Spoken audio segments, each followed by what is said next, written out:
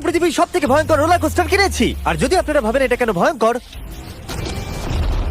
আসলে আমি এতে অনেকগুলো বোম লাগিয়েছি। বলে দিই, যদি আমরা এই রোলার কোস্টারে রাইড করি তাহলে এই জায়গার পর আমরা উড়ে যাব। শুধু প্রশ্ন একটাই, আমরা কোথায় ল্যান্ড করব? চলো দেখা যাক আমরা কোথায় গিয়ে ল্যান্ড করি। আর স্বাভাবিকভাবে এটা ছাড়ার আগে আমরা কিছু ম্যানিকুইন রেখে দেবো। যেখানে খুশি ম্যানিকুইন রাখতে পারো। এর মাথাটা খুবই শক্ত। আমারটা আর এই হলো ফাইনাল টাচ। ঠেলো, জোরে ঠেলো।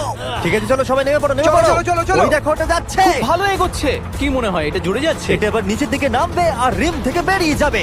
এসেই গেছে প্রায়। এটা এবার উড়বে। যাও যাও যাও।